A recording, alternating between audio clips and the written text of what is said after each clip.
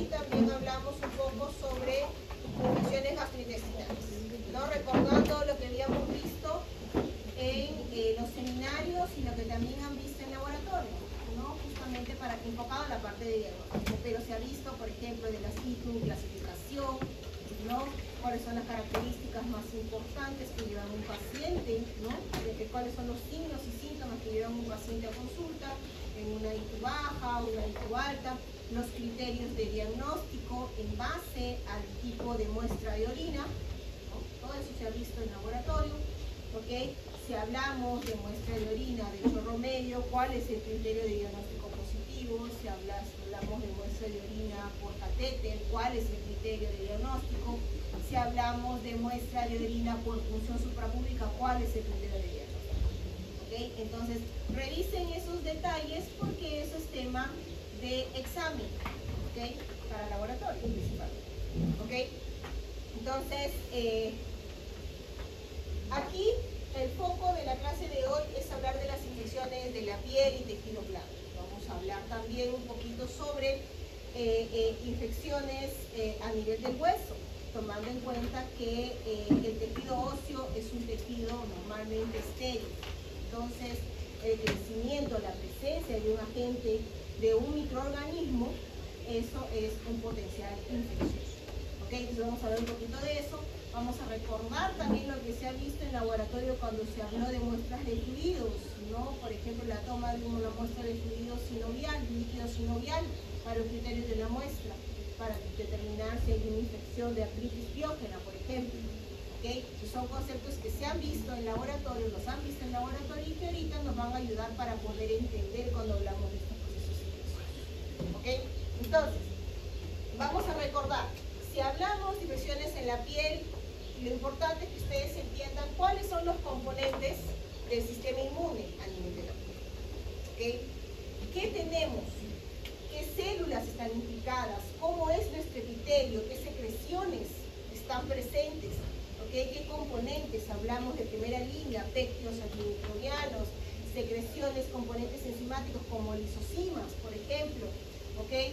Entonces, ¿quiénes producen qué componente y cómo está relacionado nuestro mecanismo de defensa? ¿Okay? Segunda línea, las células del sistema innato. ¿Okay? Tercera línea, hablamos de células B, células T, que es importante a nivel de la piel, ¿no? Como mecanismo de defensa. ¿Okay? Y por otro lado, ver cuáles son los principales agentes infecciosos. Aquí vamos a recordar agentes infecciosos que ya hemos visto en clases anteriores. Lo han visto en teoría, lo han visto en seminario, lo han visto en laboratorio. Entonces ustedes son expertos en esos temas. ¿Okay? Y aquí estamos hablando, por ejemplo, del estreptococo beta hemolítico del grupo A. Ustedes ya lo conocen. Saben qué características tiene morfológicamente hablando. Es una bacteria gram positiva, gram negativa. ¿Cuáles son sus factores de virulencia? ¿Okay? ¿Cuáles son sus mecanismos de escape? ¿Okay? Hemos hablado también de Staphylococcus aureus. De nuevo vamos a hablar de ese individuo aquí como agente infeccioso. ¿Qué tiene el Staphylococcus aureus? ¿Cuáles son sus factores de virulencia? Se ha visto en teoría, se ha visto en seminario, han visto morfología, han visto factores de virulencia y hoy día lo vamos a ver como agente causal de infecciones en la piel, tejidos blandos y hueso. ¿Okay? ¿Cuál es el mecanismo de infección? ¿Cuáles son los factores de virulencia de ese microorganismo que ustedes ya lo saben que están relacionados a este proceso infeccioso? ¿Okay? Ahora, también no vamos a dejar de lado unos microorganismos que ya lo hemos visto en nuestra segunda clase en laboratorio, ya lo han visto en diagnóstico y también lo han visto en seminario. O sea, como les digo, o sea, ya son expertos ustedes en este, ¿ok? Y estamos hablando de los hongos, de los dermatofitos, ¿ok? ¿Cuál es la clasificación de una micosis? Hablamos de una clasificación dependiendo del sitio de infección: superficial, subcutánea, profunda, sistémica, ¿no? O hablamos de aquella que viene por el contacto directo, humano-humano, antropófago, con el contacto del honguito está en el suelo, entonces caminando tuve un accidente, ¿no? Un corte y el hongo que estaba en el suelo, en las piedras, en la arena o en las plantas ingresó a la piel y generó una micosis. y aquí puede ser una micosis subcutánea, por ejemplo. ¿Okay? Entonces, pensar en que si viene de procedencia del suelo, estamos hablando de un hongo de tipo geo, ¿no? Y si hablamos contacto animal con el animal, ¿no?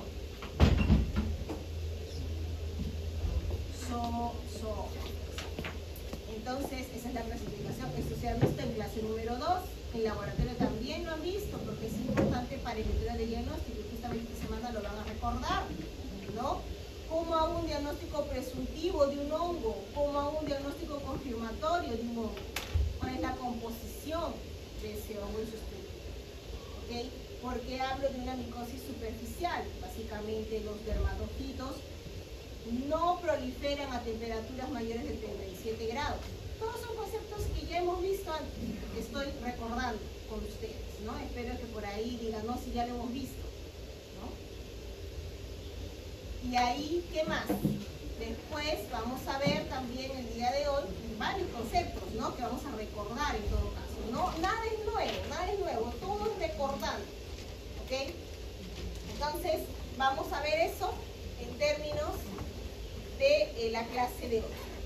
Recordando lo que vimos, hace mucho tiempo, el día domingo, en la clase de recuperación, no sé si se acordarán, cuando hablamos en términos generales, cuando explicamos un proceso infeccioso, en este caso una ITU, les mencioné que tomen en cuenta 3 aspectos importantes, ¿no? El triángulo, ¿se acuerdan del triángulo? Huésped, microorganismo. Exactamente. Ajá. Y eso es lo que hay que tomar en cuenta cuando hablamos de una infección en general, ¿no? Entonces, por un lado, nuestro huésped. Es esta parte de acá, nuestros mecanismos de defensa, para después saber cuál es la deficiencia que hay en ese aspecto. ¿Ok? Entonces lo vamos a ver hoy día asociado, por ejemplo, a la infección en la piel. Cuando hablamos de un pacientito que tiene dermatitis atópica, ¿qué es lo que suele suceder con él? Cuando hablamos con un pacientito que tiene el síndrome de hiperinmunoglobulina E. ¿Y por qué les menciono esto? Porque en la clase de ITU también lo mencioné, ¿ok? Porque es la susceptibilidad de infecciones por cándida, una candidiasis vulvovaginal recurrente, una candidiasis vulvocutánea. Y justamente el día de hoy vamos a volver a hablar de cándida, ¿ok? Entonces, esos conceptos que lo vimos el domingo, de nuevo lo vamos a retomar el día de hoy, ¿ok? Por otro lado, el microorganismo, ¿no? Como ya mencionamos, si es estafilococo, si es estreptococo, entonces, ¿qué tiene? ¿No? Si es un hongo como cándida, ¿cómo es su estructura? ¿Qué factor de riesgo lleva a que esta cándida cambie en su morfología? Porque la cándida normalmente está ¿en qué forma? Cuando está formando parte de la microbiota. Como levadura, ¿no es cierto? Pero hay ciertos factores que llevan a esta alteración en su morfología. Entonces, y llevarlo a una forma de pseudo-IFA o IFA, que en todo caso ya aquí es invasiva, ¿no? Ya ingresa en el epitelio y provoca todas las señales de alarma y de daño y destrucción, en todo caso, que llaman al proceso inflamatorio. ¿Okay? Entonces, este es nuestro temario del día de hoy. Aquí esta es la clasificación a grandes rasgos, ¿no? ¿Cómo clasificamos una infección? Aquí podemos ver, por ejemplo, desde una infección simple, ¿no? Aquella que es tratada en un ambiente ambulatorio, en el cual el pacientito llega y dentro de su historia clínica no hay ninguna indicación que tiene una comorbilidad, no es diabético, no tiene ninguna alteración previa, no es inmunosupresivo, ¿no? Entonces, en una infección simple que tratan de manera ambulatoria, hasta ya aquellas que se van complicando por algunos criterios. Por ejemplo, el paciente llega y hay algún signo o síntoma de que hay una diseminación de esa infección, ¿ok? De repente estamos hablando de un niño, ¿no? Que entró con una infección, ¿no? En un tejido y lamentablemente ya está con unas características de una infección a nivel del hueso, de repente, ¿no? Porque ha habido una diseminación hematógena del agente bacteriano. generalmente asociado a un microorganismo que genera una bacteriemia o una epidemia, y aquí también se encuentra, por ejemplo, ¿no?, si hay alguna deficiencia en el paciente, ¿no? Entonces aquí, ¿no?, ya se va complicando. Entonces, inclusive hay algunos que, por ejemplo, llega y dentro de la historia clínica su paciente es diabético, y en el caso, pero su diabetes no está controlada, no está estable. Entonces, un paciente diabético, ¿no?, en este caso, tiene un factor de riesgo para generar una infección recurrente diseminada por bacterias como Staphylococcus aureus o como Cándida, por ejemplo, en el caso de Novo. ¿Okay? Entonces, porque hay una alteración en su sistema inmunológico. Entonces, ya el manejo es diferente. O de repente, en las formas más graves, que es la clasificación, ¿no?, la clase 4, ya tiene un signo o un síntoma de una sepsis sistémica. Entonces aquí de repente estamos hablando de un pacientito que llega con un cuadro de fascitis necrotizante, ¿okay?, que es uno de los temas que seminarios del día viernes. ¿Okay? Entonces, aquí ya los criterios de manejo son diferentes. Estamos hablando de un paciente que va a requerir un proceso quirúrgico para remoción del tejido necrótico, ¿no?, porque estamos hablando de una sepsis, ¿okay?, y es parte del tratamiento de un fascitis necrotizante. ¿Okay? Entonces, si hablamos de la respuesta inmune, y aquí tenemos nuestra primera línea de defensa, tenemos que tomar en cuenta que la piel está formada por varias capas, ¿no?, y eso ya ustedes lo saben anatómicamente hablando, ustedes saben mucho mejor que yo todo eso, ¿no? Entonces, si hablamos de estos mecanismos de defensa, ¿okay?, hay que considerar, por ejemplo, el pH a nivel de la piel, ¿okay?, la humedad, la temperatura, secreciones como el sudor, que tienen componentes como lisocimas, inhibidores de crecimiento bacteriano, inhibe proliferación, o también que tienen componentes como los mismos péptidos antimicrobianos. ¿Okay? Estamos hablando de las beta-defensinas, catenicilinas, por ejemplo. ¿Okay? Entonces, tenemos otras secreciones que tienen, por ejemplo, el sebo, ácidos grasos, la urea inhibiendo proliferación de bacterias, por ejemplo, los ácidos grasos también, ¿no? La flora, la microbiota, importantísima. Esta microbiota, ya sabemos que compite por receptores, esta microbiota que entra en contacto con las células del sistema inmunológico todo el tiempo, con las células de Langerhans, y establece un perfil de homeostasis, ¿no? Establece un perfil de tolerancia, establece un perfil donde prevalecen células T reguladoras. ¿Para qué? Para el mantenimiento integral del epitelio. La estructura íntegra de un epitelio es importante como primera línea de defensa. Cuando se atraviesa esa primera barrera, se es susceptible de infecciones. ¿Okay? Por eso, por ejemplo, en el caso de un paciente con quemaduras, ¿no?, hay una alteración a nivel de todo su epidermis, su dermis, ¿okay?, dependiendo del grado de la quemadura.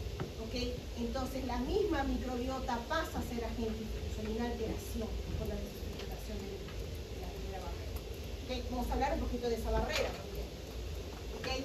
Entonces, aquí principalmente si hablamos de la piel, los queratinocitos, ¿no?, estas células nucleadas que producen péptidos antimicrobianos todo el tiempo, que cuando son sensibles a la presencia de agentes microbianos, como por ejemplo en Staphylococcus aureus, producen señales de alarma, como cuáles, interleucina 1, por ejemplo. Importante, citocina inflamatoria, ¿no? Entonces, cuando hay una infección por Staphylococcus, por ejemplo, los queratinocitos producen interleucina 1 y ellos mismos captan interleucina 1. ¿Para qué? Para activarse. ¿Para qué? Para aumentar la producción de péptidos antimicrobianos con la finalidad de proteger la estructura del epitelio. ¿Okay? Entonces vamos a hablar un poquito más sobre eso. ¿Qué más tenemos aquí? Bueno, aquí tenemos a nuestra microbiota, ¿no? Si hablamos de la microbiota en la piel, sabemos que hay un género que prevalece. Este género es Staphylococcus, ¿no? ¿Cuál es la especie que prevalece como microbiota? Epidermidis, exacto, epidermidis, ¿ok? Y también obviamente sabemos que está el aureus, pero el aureus está está como una microbiota transitoria con potencial patógeno. ¿Okay? Entonces, hablando de Staphylococcus epidermidis, por ejemplo, hay estudios que demuestran que esta bacteria produce péptidos antimicrobianos, y esos péptidos antimicrobianos que produce nuestra amiga epidermidis ayuda de una manera a disminuir la proliferación directa de un Staphylococcus aureus, comprobándose que la producción de péptidos antimicrobianos por la flora, ¿okay? Ayuda a controlar una posible infección por otro agente infeccioso. ¿Okay? También ayuda a controlar, por ejemplo, la proliferación, tiene una acción bactericida no solo con los Staphylococcus aureus, sino también contra Streptococo beta hemolítico o también contra la E. coli. Eso se ha visto en experimentos, ¿no? Entonces realmente la producción de estos péptidos es importante para controlar el proceso infeccioso. Aquí más que esto vamos a verlo. Bueno, antes de hablar de esto de aquí, vamos a ver un pequeño video para situarnos con los mecanismos de defensa y las células que están a nivel de la piel. Este link está al final de la clase de hoy, en la parte de actividades asincrónicas, se van a sus últimas diapositivas y ahí está. ¿Okay?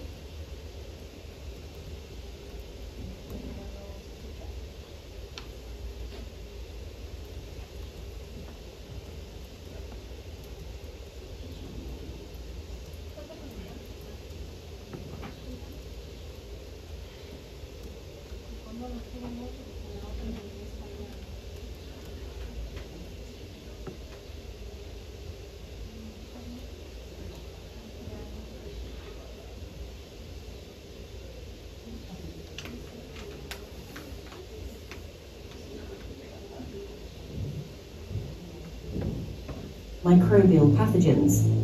It represents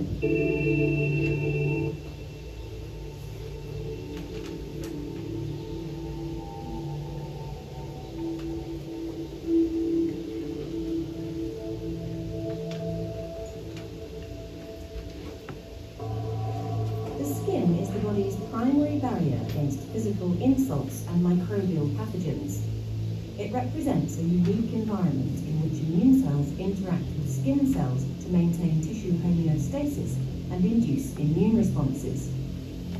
The skin is composed of epidermis, dermis, and a subcutaneous fatty region. Commensal bacteria, fungi, and viruses living on the skin have beneficial effects in the protection against pathogens and in wound healing. The epidermis is composed of highly specialized epithelial cells known as keratinocytes. They are continuously replenished from just one layer of basal keratinocytes, which divide frequently. Dead cells called corneocytes form the outermost layer and are largely responsible for the barrier function of the skin. In the dermis, cells known as fibroblasts secrete elastin and collagen fibers that form a dense extracellular matrix.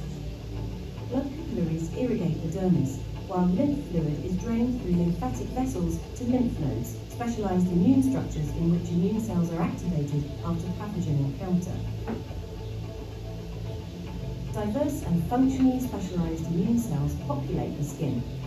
In the epidermis, a specialized subset of dendritic cells, called Langerhans cells, sample antigen. They project dendrites upward towards the cornified epithelial layer and sample bacterial antigens such as toxins. Langerhans cells appear to be both anti-inflammatory and activatory depending on context. Dendritic cells in the dermis are highly efficient at capturing dead cells and presenting antigen, such as viruses, other intracellular pathogens, or skin-associated self-antigen to T cells. If dendritic cells are the immune sentinels, T cells are the immune effectors. Healthy skin contains more than twice the number of T cells found in the blood. Most of them are memory T cells that have previously encountered antigen and can be rapidly reactivated. T cells of the epidermis are mostly CD8 T cells, a subset that becomes cytotoxic and kill target cells upon activation. They're long-term residents in the epidermis, mostly disconnected from the circulation. T cells in the dermis are mostly helper CD4 T cells, which have a more modulatory role in the immune response. A variety of other immune cells, such as natural killer cells, eosinophils, and mast cells, are present in the dermis and might be involved in allergic reactions in the skin. Dendritic cells and keratinocytes sense tissue damage, such as wounds or cold sore lesions that occur when latent herpes virus reactivates, and they do that through evolutionarily conserved receptors that recognize pathogen-derived molecular patterns or host-derived molecules that are exposed by cell death, such as DNA. Keratinocytes produce antimicrobial peptides, which can kill bacteria directly, inflammatory mediators, such as interleukin-1 or IL-1, which activate dendritic cells, and chemokines, which recruit neutrophils, macrophages, and T cells. Activated dendritic cells migrate to the lymph nodes, where they present antigen from the site of infection to naive T cells, priming them to activate and differentiate into effector T cells.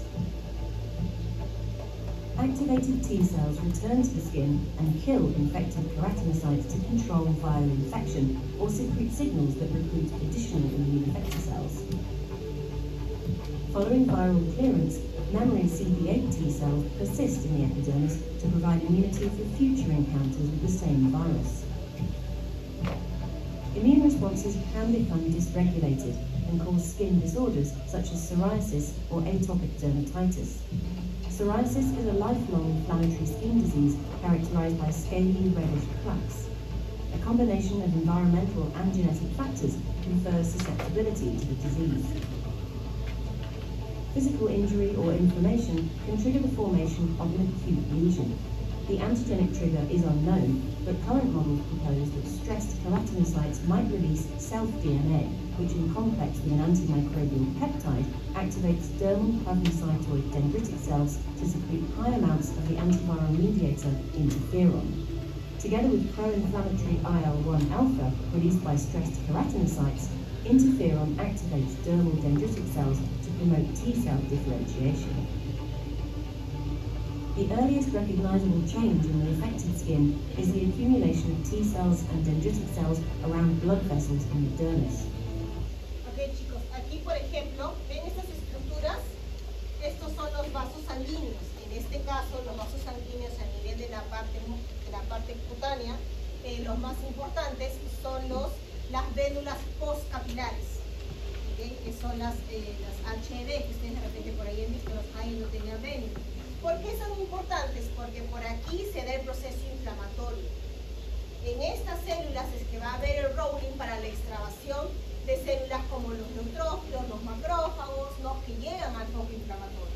Ahora, en este caso, cuando hablamos de una inflamación a nivel de la piel, un detalle importante que justamente es lo que está mencionando ahorita, es que se genera un tejido linfoide inducido durante el proceso inflamatorio en estas circunstancias, en donde va a haber presentación de antígenos a nivel de las vénulas postcapilares. Entonces aquí vemos, por ejemplo, una dendrítica y una célula T, y aquí hay activación de célula T, hay presentación de antígenos. ¿Okay? Esto es algo inducido, provisorio, que se da en estas circunstancias. ¿Okay? Ahora, la importancia de estos vasos sanguíneos, de las vénulas, de las vénulas postcapilares, no solamente es la formación de ese tejido linfoide inducido, sino también que aquí, como mencioné, se da la hiperinflamación. Aquí hay el aumento de la permeabilidad vascular y comienza a extravasar células como los neutrófilos y también todos los contenidos proteínicos de alto peso molecular, como las inmunoglobulinas, por ejemplo, ¿no? Que comienzan a pasar todo en ese tipo. ¿Okay? Aquí importante también, ya que lo vemos aquí, esta estructura a nivel de la dermis, tenemos aquí fibronectina, colágeno, elastina. Todos estos componentes que forman parte del tejido de la piel son importantes porque son justamente donde se va a adherir los microorganismos, como por ejemplo el Staphylococcus aureus. El Staphylococcus aureus tiene justamente sus moléculas de adhesión que van a tener una afinidad a las proteínas de la fibronectina, a las proteínas del colágeno, del elastina. No es la única única bacteria, no es el único microorganismo que tiene esta afinidad. Por ejemplo, bacterias como la leptospira también tienen esto alrededor de la estructura de la bacteria. ¿Okay? Entonces, importante porque esto le ayuda a adherirse, ¿no? Y después a invadir el tejido. ¿Okay? Parte de su mecanismo de adhesión. An overt lesion occurs when CD8 T cells, dendritic cells, and neutrophils infiltrate the epidermis. Specialized subsets of T cells secrete soluble mediators like interferon gamma and IL-17, which stimulate the proliferation of keratinocytes and this produces a marked thickening of the epidermis. Signals from the proliferating keratinocytes act as chemoattractants for infiltrating neutrophils. Crosstalk between immune cells, keratinocytes, and dermal cells thus contributes to tissue remodeling and amplification of this dysregulated immune response. Without treatment, acute psoriatic lesions become chronic lesions. Genetic studies have identified psoriasis-associated susceptibility genes, some of them linking Th17 cells, the subset of T cells that produce IL-17, to psoriasis pathogenesis. Thus, immune cells in the skin exert important roles in maintaining the barrier function against pathogens, but can also become activated by self-antigen or harmless antigen to cause autoimmunity or allergies.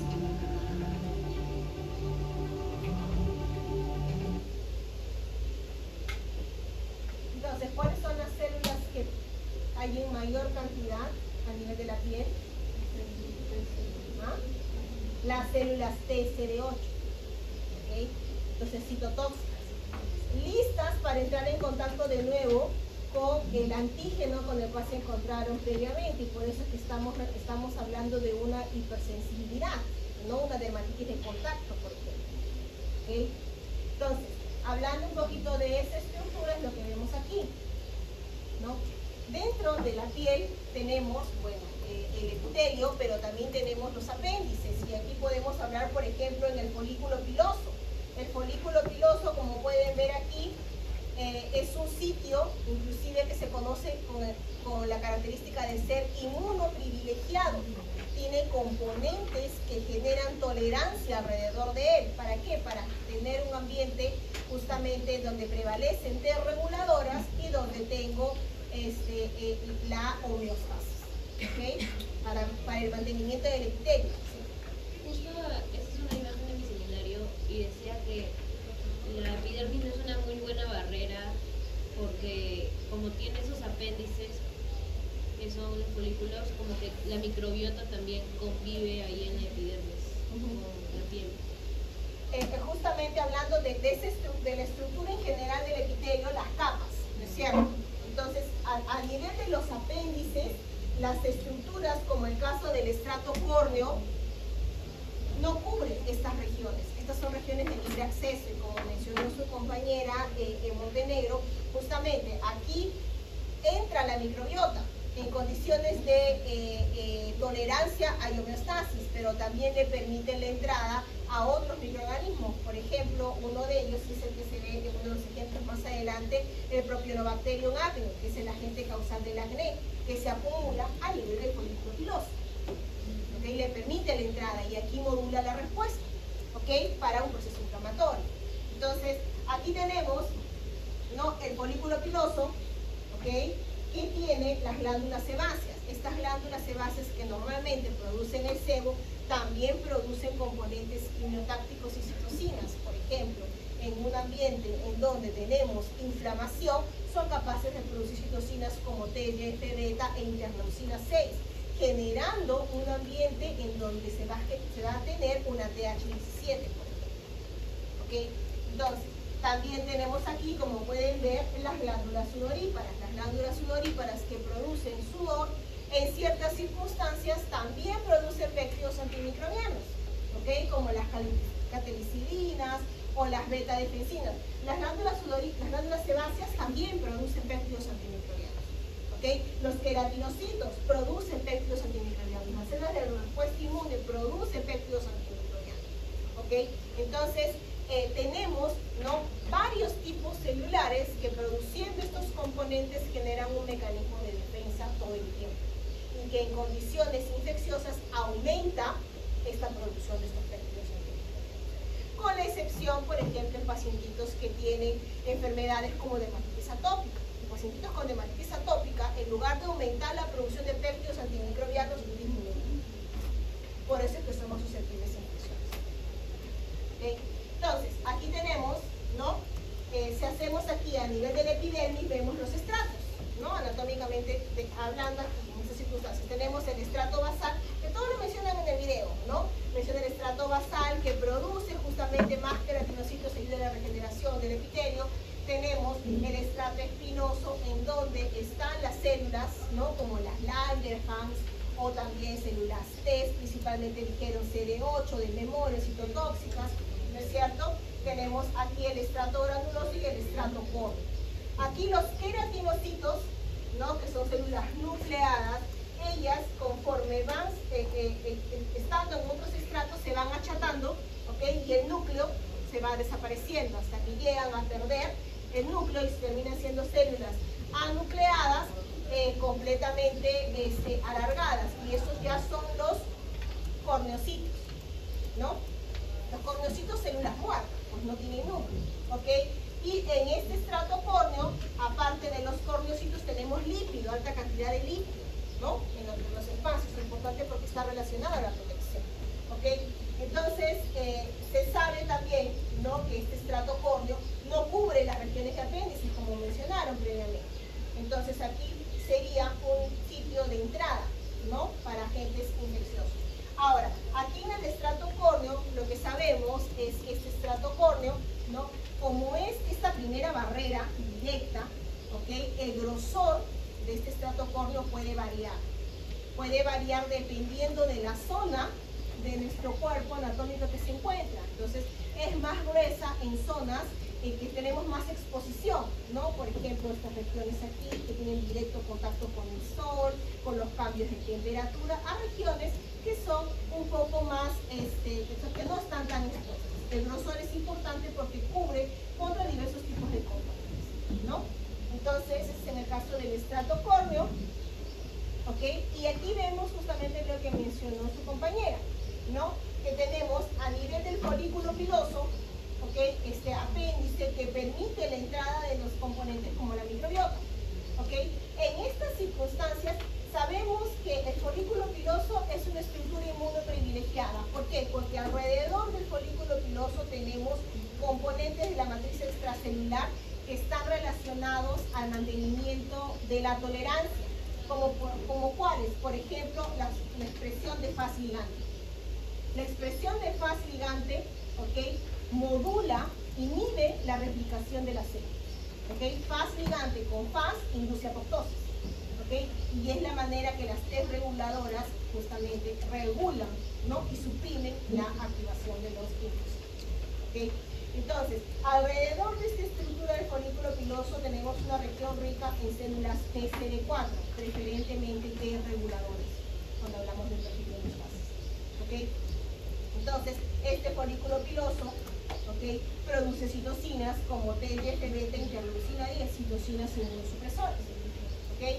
Y también produce componentes quimiotácticos que ayudan al proceso inflamatorio para mantener justamente los mecanismos protectores, ¿ok? Ahora, en el extremo de un proceso infeccioso, el ejemplo que nos da aquí justamente es el Propionobacterium acnes, ¿ok? Que ingresa al folículo piloso, aquí termina modulando la respuesta, ¿ok? Y estas glándulas sebáceas producen citocinas como interleucina 1 beta, TGF-beta, interleucina 6. En estas circunstancias tenemos una célula dendrítica, por ejemplo, que va a captar estos antígenos microbianos y va a ir a los linfonodos, ¿ok? Y va a generar TH17. Esta TH17, ¿no? Que secreta interleucina 17, es importante porque recluta neutrófilos, ¿ok? Y también es importante porque esta citocina TH17 también produce interleucina 22, recuerda. Y esta interleucina 22 ayuda al aumento de la producción de péptidos antimicrobianos, ¿okay? Entonces, aquí tenemos la función de los vasos sanguíneos, que en todo caso son las vénulas postcapilares, ¿no? De todos los vasos sanguíneos que están a nivel de la dermis, son las vénulas postcapilares, ¿no? Las que tienen la mayor importancia. Y en este caso, justamente es a nivel de ellas que se forman estas estructuras que se conocen con las siglas de ISAR, ¿no? Que es el tejido linfoide asociado a la piel inducido, ¿ok? Que sirven como sitio de presentación de antígeno para las células y mantenerlas activas, ¿ok? También a nivel de las vénulas postcapilares es el sitio en donde se da el aumento de la permeabilidad vascular, mencionándola aquí, por ejemplo, en donde hay una extravasación no solamente de células como los neutrófilos, sino de todos aquellos componentes proteínicos de mayor peso molecular. Lo que normalmente en condiciones homeostáticas pasan solamente con contenidos proteínicos menores de 70 kilovatios. ¿Okay? Aquí ya son mayores. Pasa inclusive hemoglobina, células, ¿no? Entonces, es el sitio en donde hay la permeabilidad vascular. Aquí también tenemos a nivel de las vénulas postcapilares, ¿okay? Que hay la presencia, ese sitio de extravasación de neutrófilos, que son los primeros que llegan. ¿Por qué? Porque a nivel de las vénulas postcapilares tenemos alrededor una alta presencia de lo que son los macrófagos perivasculares. ¿Qué son los macrófagos perivasculares? Por definición de sus características se sabe que son aquellos macrófagos que tienen una alta expresión de componentes quimiotácticos para atraer neutrófilos. O sea, ellos tienen componentes, ¿no? Receptores, componentes quimiosinas, para poder atraer neutrófilos. Entonces, ¿por qué es la importancia de esto aquí? Porque se ha visto que bacterias, y justamente lo que está aquí, bacterias como el Staphylococcus aureus, que producen diversos tipos de toxinas, ¿no? Entre ellas sus hemolicina, la hemolicina alfa, lo que se ha visto es que la hemolicina alfa lo que hace es disminuye la cantidad de macrófagos perivasculares. Y al disminuir, depletar lo que son los macrófagos perivasculares, disminuye la circulación de neutrófilos. Y los neutrófilos son importantes para el control de bacterias como Staphylococcus aureus. ¿Okay? Entonces, en estas condiciones, este pacientito es susceptible de infecciones por bacterias como Staphylococcus aureus. ¿Okay? Entonces, ¿todo por qué? Por su factor de virulencia. ¿Cuál? La alfa-hemolicina, que es una explosión. ¿Okay? Entonces, para asociar qué tiene mi bacteria a por qué mi paciente es susceptible de infección. ¿Okay? Entonces, esto es un poquito más. Este es el resumen de todo lo que hemos hablado ahorita.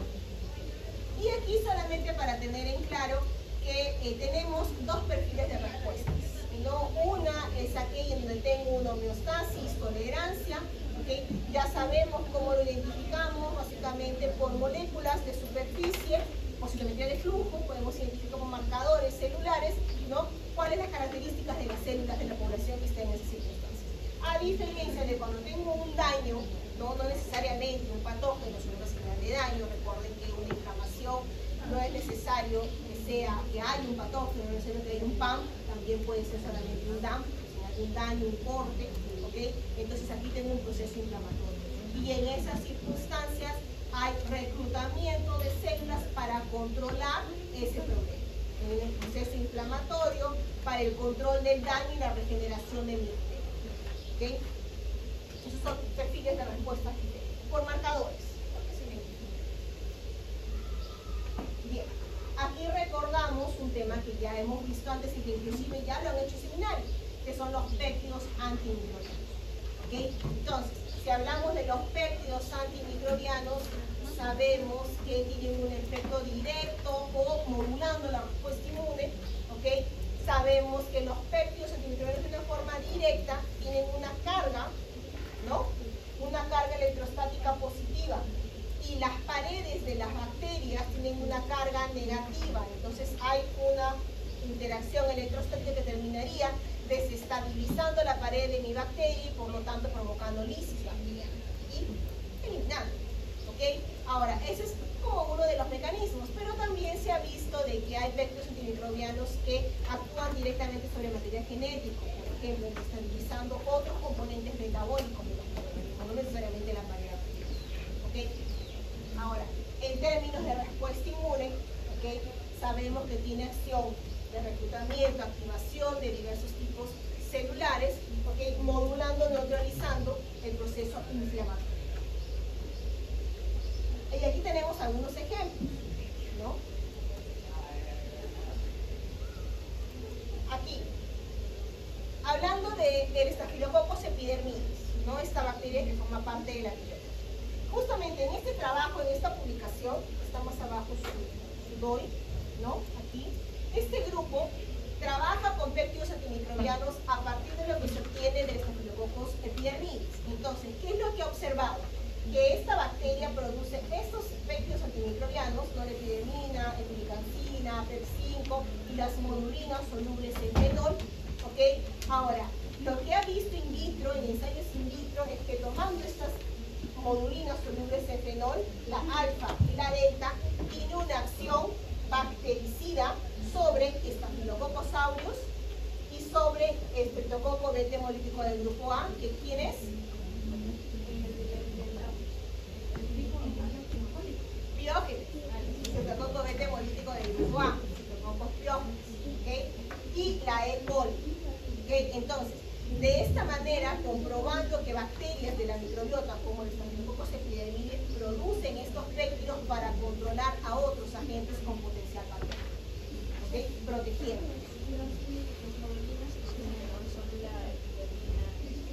No, son esta de pieza, el PSM alfa, ¿no? Y delta.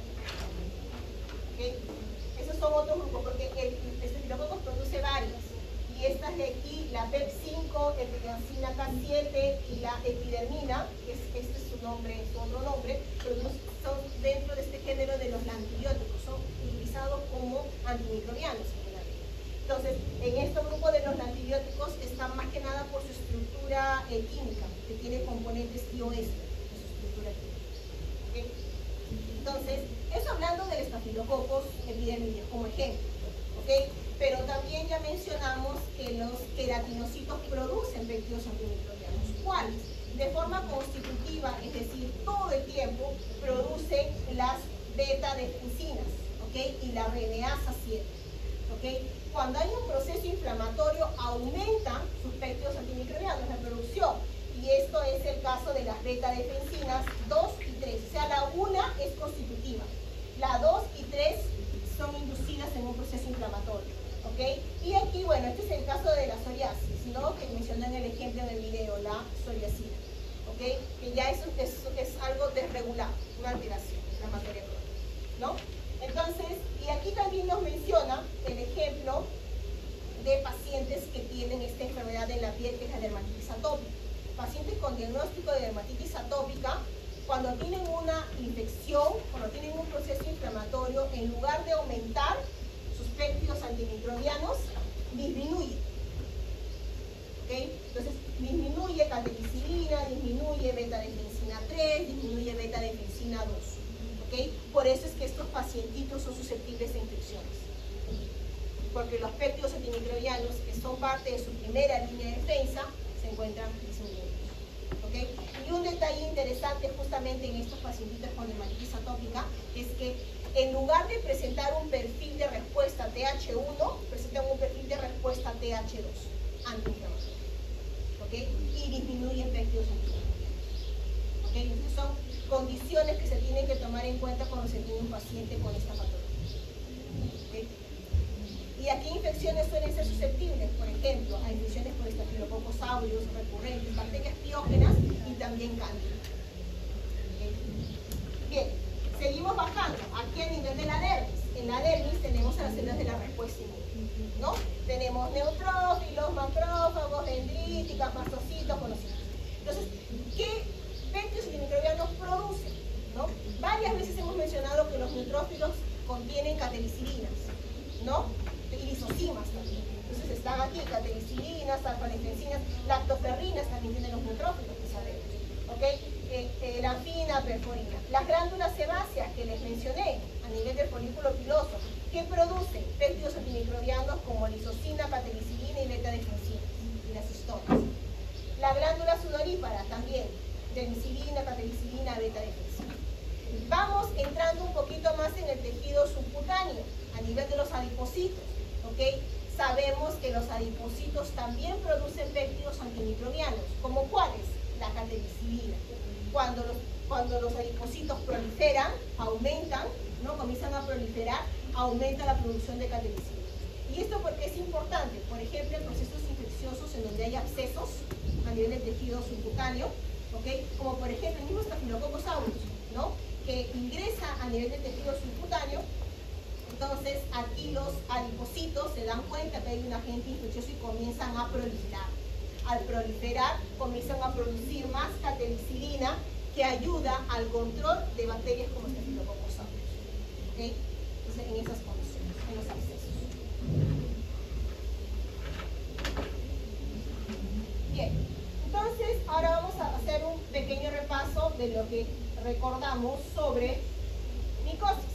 Aquí vamos a dar un break en sistema inmune, vamos a agente infeccioso. Entonces, hablando de micosis, ¿qué es lo que recordamos de las micosis, chicos? Son hongos. 20 para todos, son hongos. Bueno, por lo no voy a decir nada. No digo nada. No, pero ya escucho cada cosa que ya no digo nada. Ok, entonces, son agentes infecciosos. Cuando hablamos, tenemos esta clasificación por el sitio de infección, ¿no es cierto? Entonces, superficial, sabemos que abarca infección a nivel del tejido queratinizado, ¿ok? Entonces, piel o pelo uñas, ¿ok? Los dermatofitos, como los conocemos, ¿ok? Recuerdan que no proliferan a temperaturas mayores de 37 grados, ¿ok?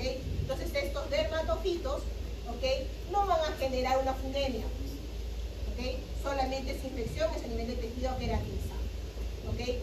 Entonces, tenemos aquí en los ejemplos, ¿no? La piedra, esta es la piedra negra, ¿no? Que básicamente el hongo que genera esta infección es la piedra sortal, que se caracteriza por presentarse lesiones como nódulos negruzcos. ¿En dónde? A nivel del poro cabelludo, ¿okay? Ahora, tenemos aquí la pitiriasis versicolor.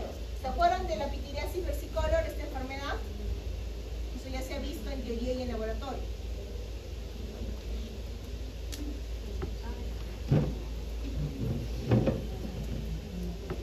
Ustedes dan examen y deletan CPU1, hacen así, ¿no? Y reinician todo desde cero, ¿no? CPU. Su CPU, ahí lo sacan todo porque quieren hacer espacio para la siguiente clase, ¿no? Ok, la pitiriasis versicolor, sí lo han visto, hay unas diapositivas grandes. La pitiriasis versicolor es aquella que es causada por este hongo tipo levadura, que es la malacesia. ¿Se acuerdan? La malacesia. Dentro de ella es la malacesia púrpura. ¿Qué es lo que hace este honguito? En primera instancia, le encanta todo lo que es el contenido del tejido lleno de lípidos, por eso es que es superficial, ¿ok? ¿En dónde está? En el torso, ¿ok? En los brazos, ¿ok? Se caracteriza por presentarse como una despigmentación en la piel, como unas placas blanquecinas. Si revisan su clase de laboratorio, su clase de teoría, lo van a encontrar. Apuesta, ¿ok? Entonces revísenlo, porque el laboratorio esta semana de nuevo se va a tocar. Entonces, deben ir en su examen. Entonces tienen que, lo que han deletado, tienen que volver a insertarlo en su CPU, ¿ok? Entonces, aquí tenemos a la malacesia furfur, que tiene un componente, que es este ácido dicarboxílico, una de sus toxinas. Y esto actúa directamente sobre los melanocitos. Al actuar sobre los melanocitos, impide que haya captación, ¿no? Y por lo tanto de luz y por lo tanto pigmentación. Por eso es que se ve como unas placas blanquecinas. Es más visible en los pacientitos que tienen la piel más oscura, ¿no? Se ve claramente una placa por la despigmentación de la piel, ¿ok? Esa es la malacesia, ¿ok? Ahora, tenemos aquí, bueno, esto de aquí ya ustedes lo saben, los dermatofitos, las famosas tiñas, ¿no? Dependiendo de dónde están. La tiña capitis, ¿no? La tiña manus, la tiña barbae, ¿no? Entonces, la tiña pedis. ¿Qué es la tiña pedis? El pie de atleta, el famosísimo pie de atleta que mucha gente no trata, ¿no? Y ahí se queda cocinando por meses y años, ¿no? Entonces, el pie de atleta, ¿ok? O la famosa tinea pedis, ¿ok? Aquí se caracteriza justamente cuando aquí está, ¿no? Aquí está la onicomicosis, ¿no? La presencia de la uña gruesa, no amarillenta, que se descascara y que en algunos casos hasta esmalte le colocan encima, ¿ok? Para tapar, y nadie se dio cuenta, ¿no? Ok, entonces aquí cuando hablamos de una onicomicosis generalmente puede ser secundaria a un pie de atleta, porque es el mismo agente causal, un tricofitón, un epidermofitón, un dermatofito, ¿no? Que en todo caso recordarán que cuando hablamos de las tiñas en general, como no hay un proceso inflamatorio, no hay dolor, no hay malestar, no hay fiebre, entonces muchos pacientes no lo consultan, ¿ok? Y se queda ahí por meses. Y a estos honguitos, a los dermatofitos, les encantan estos lugares ricos en humedad, ¿ok? Entonces van proliferando. Entonces el mismo agente causal que tener un pie de atleta, después va a generar una onicomicosis. Es el mismo, ¿no? Tú tienes un pie de atleta y ahí tienes una onicomicosis, ¿no? En muchas circunstancias, ¿ok? Bien, vamos bajando. Una micosis subcutánea ya implica, ¿no? En lo que es una infección a nivel del tejido subcutáneo, como lo dice el mismo allí. Entonces aquí ya puede llegar en algunos casos a estar cerca del hueso, ¿ok? Estamos hablando de infecciones crónicas, ¿no? Que hubo un daño a nivel del tejido y este comprometimiento, ¿no? Ven estas lesiones granulomatosas, verrucosas, ¿ok? Que ese es como es el pie de madura, por la, este hongo que es la Madurella mycetomatis, ¿no? Entonces, en la mayoría de los casos, estas lesiones son a nivel del pie y la pierna, ¿no? Y tenemos las micosis profundas, que eso hemos tocado un poco más cuando hablamos de infecciones respiratorias, ¿no? Porque estamos hablando de micosis oportunistas, las infecciones oportunistas, ¿ok? ¿Quiénes están aquí? Histoplasma, nuestro plasma capsulatum, está aquí, un coccidio, un cryptococcus, ¿no? Está aquí un aspergilo, justamente este rayos X aquí está más relacionado a una aspergilosis, ¿no? Recuerdan que en el caso de la aspergilosis, por ser una infección oportunista, ¿no? Puede darse en pacientitos que se han recuperado de una TB, una tuberculosis. Entonces, en esas lesiones que quedan, las cavernas tuberculosas a nivel del pulmón, ¿ok? Ahí se aloja el micetoma, el aspergilo, ¿ok? Y por una radiografía se puede encontrar la presencia de este hongo, ¿ok? Entonces, bueno, la candidiasis sistémica, ¿no? Y las mucormicosis, que son lesiones que le dan, están asociados a pacientitos con diabetes, ¿no? Todos micosis profundas hay algún tipo de alteración en el sistema inmunológico. Bien, aquí tenemos a los dermatofitos, las fitas, ¿no? Recuerden que aquí tenemos al género Trichophyton, Microsporum, Epidermophyton. Entonces, por los sitios más frecuentes, Trichophyton está en piel, pelos, uñas, ¿no? En todos los tejidos queratinizados. Microsporum en piel, pelos y Epidermophyton en piel, uñas, ¿ok? Ahora, recuerden que la otra clasificación, aparte del sitio de infección, es la procedencia del hongo, ¿no? Entonces aquí, por ejemplo, tenemos Trichophyton rubrum, es antropófilo. Mentagrofites es zoófilo, porque se encuentra en animales como conejos o roedores, por ejemplo, ¿ok? Tonsuras, humano. Violaceum es neofílico, en la tierra, en el suelo. Tenemos aquí Microsporum, el género Canis, bueno, ya nos dice de dónde viene, de nuestro amigo, ¿no? Los perritos o los gatitos. Y recuerden que está asociado aquí, como es piel, pelos, estas son las tiñas capitis, por ejemplo, que se caracterizan por esas placas de ausencia de crecimiento de piel, de pelos, disculpen, no esas placas, de alopecia, ¿no?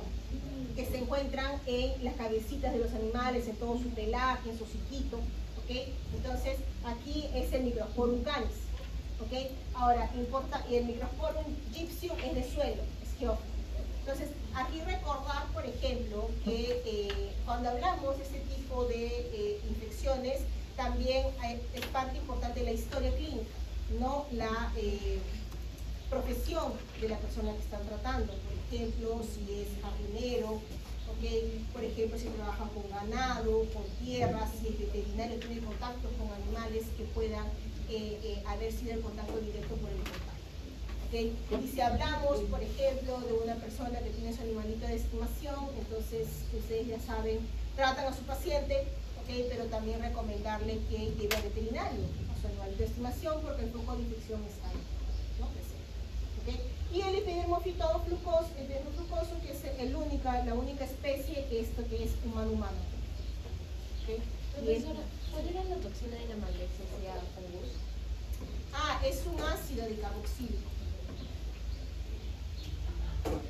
Bien, aquí tenemos las tiñas, los ejemplos, ¿no? Tiña capitis, ¿no? La cruris, manu, las tiñas corporis, ¿ok? Aquí es importante recordar que una de las características de las tiñas es el autocontagio, ¿no? La persona tiende a diseminarse, entonces si tiene una lesión, ¿no? Al momento de rascarse se disemina y aquí se va a contagiar, este autocontagio, ¿ok? Entonces por ejemplo aquí la tiña corporis, ¿no? Recordar que los dermatofitos tienen un crecimiento de tipo centrípeto, ¿no? De dentro para afuera, entonces justamente ¿por qué? Porque aquí tengo todos los hongos y células muertas y aquí yo tengo al hongo vivo. Entonces por eso es que la toma de la muestra se hace en los bordes, ¿no?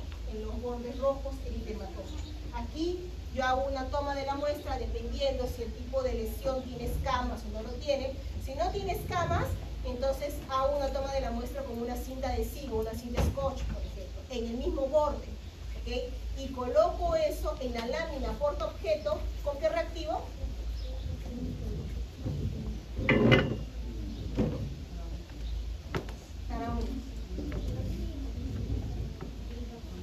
No se peleen, chicos. Azul de lactofenol, ¿ok?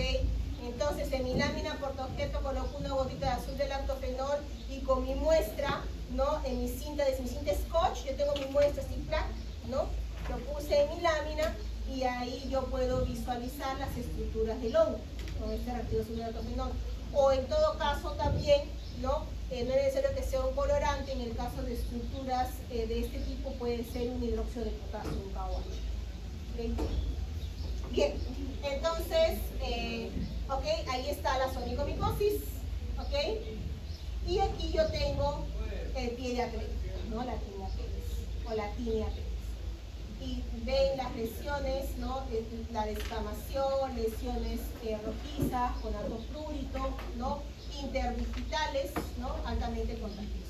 Entonces, ven que en todo caso una tinea pedis, ¿no? Estos agentes tricofitón rum, metadrofitis, los glucosos, son los mismos agentes causales de una onicomicosis. ¿Ok? El mismo agente causal. Aquí está la clasificación, ¿no? Antropofílicos, zoofílicos. Bien. En superficiales también ya hemos visto la cándida, ¿no? Las candidiasis. Hemos visto como agente causal de la candidiasis vulvovaginal, que justamente fue el tema de infecciones del tracto urinario, ¿okay? Por cándida. ¿Cuál es la característica de la secreción de una candidiasis vulvovaginal? Hay prurito, claro. La secreción es blanquecina, ¿no? Tipo requesón, tipo queso cottage, ¿ok? Puede tener olor o no. Entonces, esa es la candidiasis, ¿no? Vulvovaginal. Entonces, aquí tenemos otra patología que es la balanitis, ¿no? Son lesiones dolosas que pueden dar aquí. Puede estar favorecido en pacientes con diabetes, por ejemplo. ¿Okay? Ahora, aquí tenemos otro tipo de candidiasis a nivel de la uña, que es la paroniquia, ¿no? Ya les he mencionado cuál es la característica de la paroniquia a diferencia de una onicomicosis. No les voy a preguntar si sí lo he hecho, porque yo estoy segura que sí lo he hecho, pero ¿se acuerdan? Ok, Vean aquí la onicomicosis. La onicomicosis, ¿ok? La uña está gruesa, amarillenta, ¿no? Está escamosa, ¿no? Se escama. Entonces, la lesión generalmente va de afuera para adentro, ¿ok? Y es a nivel de la uña, ¿ok? Ahora, a diferencia de lo que se observa en una paronychia, en la paronychia hay lesiones a nivel peringuial, es decir, en la base de la uña, ¿ok? ¿Ven que hay inflamación en esta región? En la anterior onicomicosis era solo la uña, aquí no, aquí tengo lesión a nivel de la región peringuial. Y este tipo de infección va adentro. Es diferente. Miren la uña de una paronychia, ¿no? Y la uña de una onicomicosis. Bien. Y otros tipos de infecciones por cándida, ¿no? Son las mucocutáneas, ¿no? Aquí esto se puede ver favorecido justamente por una alteración en el sistema inmunológico, ¿no? Básicamente puede ser por una deficiencia en DH17, pacientes neutropénicos, ¿no? Que recordemos que para el control de una infección por cándida, si es de tipo mucocutánea, es importante la presencia de células TH17. Y si es sistémica, TH1. ¿Okay? Eso lo vimos en la clase virtual. ¿Okay? Todos hablando lo que vimos. ¿Okay? Entonces, micosis subcutánea, ¿no? Aquí está el tejido subcutáneo. Tenemos aquí, ¿no?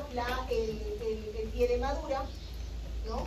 La Madurella mycetomatis, aquí compromete el tejido subcutáneo, ¿okay? Las cromoblastomicosis, y aquí tenemos la esporotricosis. La esporotricosis originado por este honguito que es el Esporotrix exchenki, que está presente, por ejemplo, en las espinas de las rosas.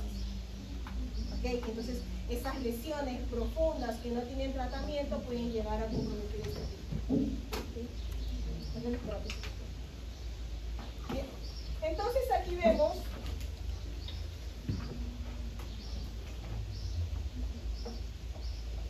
otros tipos de lesiones a nivel de la piel originados por otros microorganismos, en este caso bacterias, como la Salmonella typhi, ¿no? Que hay lesiones rosáceas a nivel de la piel, como se habla de la fiebre entérica, o aquí la septicemia por la pseudomonas, ¿okay? O la treponema pálido, que justo lo vieron esta semana, lo han visto en laboratorio ustedes. Entonces, cuando hablamos, me van a decir, no, profesora, no se acuerdan, ¿no?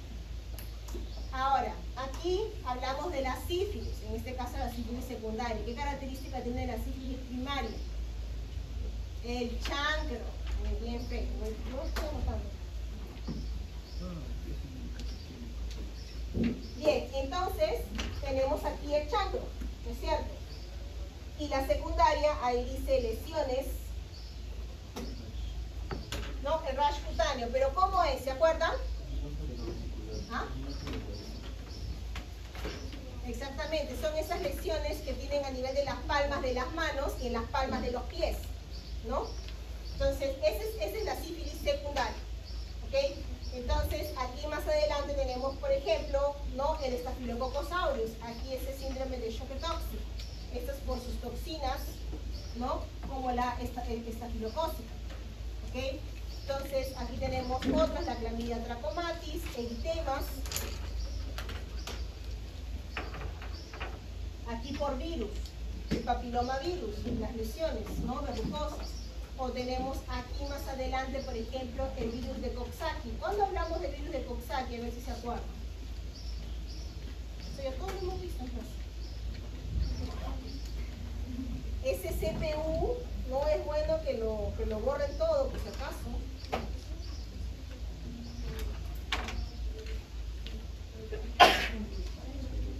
¿En dónde? ¿En quiénes? En niños, exacto. Estas son infecciones que se dan en niños menores de 5 años. Son estas lesiones, la enfermedad de pie, manos y boca, ¿no? Que es una infección respiratoria. No se acuerdan nada, ese CPU me está preocupando. Ok, y aquí vemos, por ejemplo, otros tipos de infecciones, como el sarampión, rubiola, dengue, son infecciones sistémicas. y aquí la varicela zoster, ¿no? Esto de aquí es tema de la semana que viene. Bien, entonces ahora vamos a hablar de los agentes infecciosos, ¿no? Que forman parte de la microbiota. Y aquí vamos a tocar dentro de ellos el Staphylococcus aureus, ¿no? Bien, entonces aquí tenemos esta bacteria, ya sabemos quién es, ya sabemos su morfología, ya sabemos sus factores de virulencia, pero lo vamos a repasar. Entonces, tenemos aquí esta bacteria que tiene componentes de adhesión, como les mencioné, ¿no? Sus adhesinas, que se van a unir a todas las proteínas del hueso. Por ejemplo, colágeno, fibronectina, elastina. ¿Okay? Ahora, también tienen componentes para invadir, ¿no? Que terminan destruyendo epitelio, ¿okay? Destruyendo hemácias, ¿okay? Destruyendo endotelio. Tenemos también aquí, característico de esta bacteria, su proteína A. ¿Su proteína A qué es? ¿Dónde está? En su pared celular, ¿okay? Esta pared celular, la proteína A, tiene una característica que va a ayudarle a adherirse a células para poder invadir también, pero aquí también tiene la capacidad de poder unirse a las inmunoglobulinas, ¿okay? Aquí esto va a impedir que la bacteria sea opsonizada. Esta proteína A termina uniéndose a la inmunoglobulina por la porción Fc. ¿Okay? Normalmente cuando la bacteria es opsonizada es de este lado, ¿no? Viene así. Y las células como los macrófagos neutrófilos tienen justamente los receptores de la porción Fc que están aquí y lo reconocemos fácilmente. Pero aquí lo que hace la bacteria, capta la inmunoglobulina de forma invertida, impidiendo que sea opsonizada. ¿Okay? Importante factor de virulencia, ¿no? Porque así se escapa de lo que es la fagocitosis. ¿Okay? Aparte de eso, ¿qué tiene? Su cápsula. En este caso, la mayoría tiene microcápsula de polisacáridos. Y con eso también inhibe fagocitosis, ¿no? Por la vía del tabaco. ¿Okay? Entonces, y sus toxinas, ¿no? Sus múltiples toxinas. Un Staphylococcus aureus es capaz de generar intoxicación alimentaria porque tiene 5 enterotoxinas. ¿Okay? Para escoger A, B, C, D, E. ¿Okay? También cuadros de diarrea, o sea, de inicio súbito y desaparecen, ¿okay? Porque recuerden que son enterotoxinas, entonces no hay inflamación, hay pérdida de líquido, ¿okay?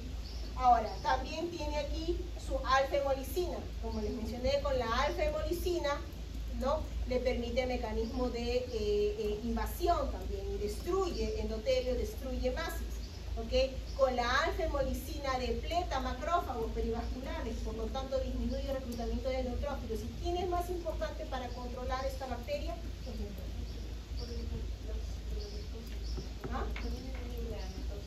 Inhibe netosis, exactamente, porque ¿qué tiene? Y dentro del fagolisosoma también. ¿Qué es lo que tiene? El aureus. ¿Qué es lo que tienen todos los estáfilos? Respira, Sheila, porque si no te doy ataque. 4 meses hablando con ustedes. ¿Qué tiene? Prueba bioquímica. Coagulasa. ¿Quién me dijo coagulasa? Pues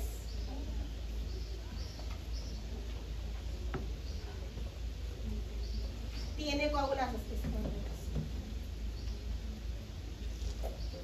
Ok, tiene la coagulasa. ¿Y por qué es importante la coagulasa?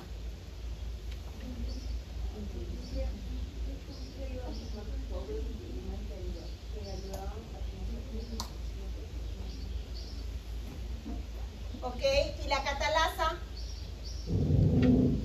¿Quién me dijo catalasa? ¿Me dijiste la catalasa o me dijiste coagulasa? No, coagulasa tiene el aureus. Ok, pero aquí yo quiero, ya lo dije yo, la catalasa. ¿Para qué le sirve la catalasa? Exacto, porque aquí inhibe la formación de especies intermediarias, ¿no? De ROS. Entonces, vive muy bien dentro del fagolisosoma. ¿Ok? Entonces, para eso sirve una coagulasa. Que haya sido utilizada para una catalasa, que haya sido utilizada como prueba bioquímica, bueno, pues se aprovecharon de lo que hace la bacteria, pues, ¿no? pero en realidad para ella le sirve para sobrevivir, es un mecanismo de escape, su componente enzimático. ¿Okay? Y la toxina estafilocócica 1, que es la TSST1, que es básicamente con aquella que es considerado un superantígeno, ¿no? Esta toxina está relacionada a la hiperactivación del sistema inmunológico, ¿okay? Una gran cantidad de componentes quimiotácticos, citocinas, y aquí tengo una exacerbación de la respuesta. ¿Okay? Aquí vemos algunas patologías de este enfermedad. Entonces, desde unos cuadros más leves, por ejemplo, un impétigo, ¿okay? Hasta un cuadro un poco más grave que tenemos aquí, ¿no? El síndrome de piel escaldada, por ejemplo, ¿okay? O el síndrome de choque tóxico, ¿okay? Entonces, aquí vemos, por ejemplo, el impétigo. Ya hemos hablado del impétigo. ¿Qué características tiene?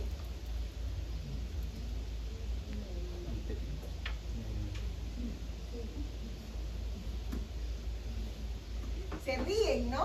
Ok.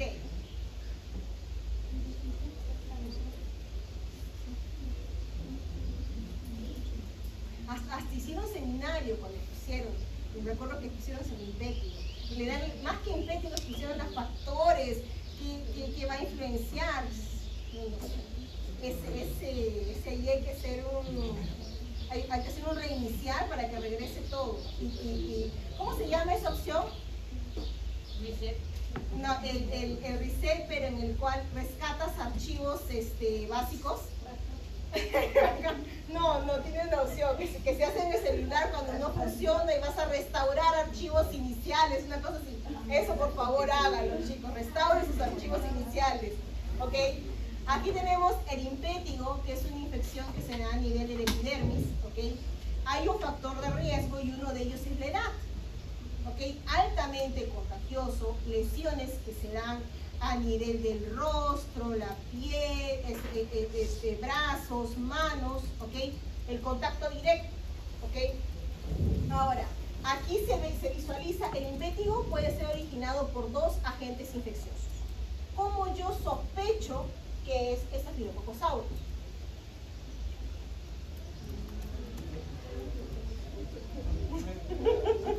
No, yo ya me río ya. ¿Ah? ¿Por la qué?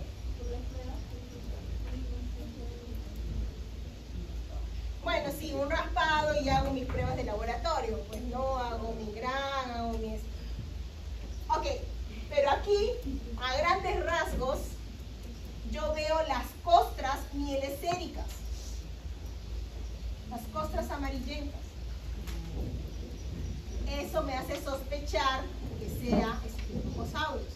Porque ¿quién más puede generar impétigo? Yo mejor no pregunto, ¿no? Mejor no pregunto, ¿no? Porque si no van a sufrir más, o yo sufro más. Streptococcus pyogenes, ¿ok? El Streptococcus pyogenes, en este caso, sus lesiones son de costras, esas grises, las normales, pues, ¿no? No es amarillo, ¿ok? Por eso es aureus, recuerden. El nombre es Staphylococcus aureus, viene de oro, AU. Quien me ponga aéreos, nota 0.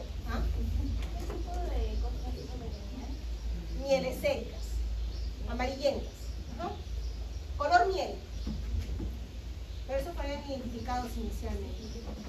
Ok, entonces, inclusive yo puedo tener una infección por hongo y que esté asociado secundariamente a una infección por estafilococcus y se reconoce por la presencia de la lesiones de infecciones por hongo encima de una infección bacteriana secundaria por este organismo.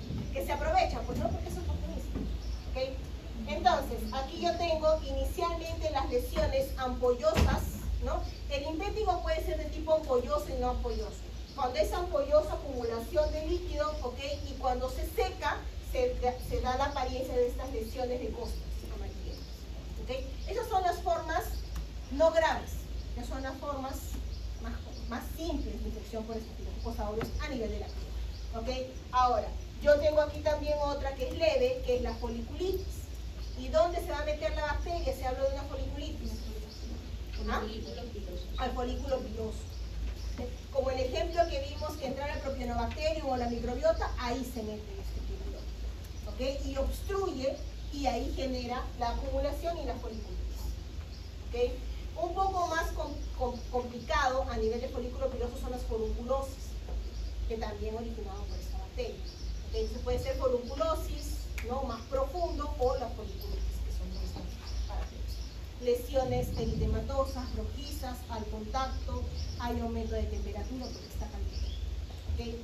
Entonces, y aquí tenemos, ¿no?, el síndrome de piel escaldada, que esto es una patología de tipo exfoliativa, producido por dos toxinas del Staphylococcus aureus, que es justamente la exfoliatina, la A y la B. ¿Okay?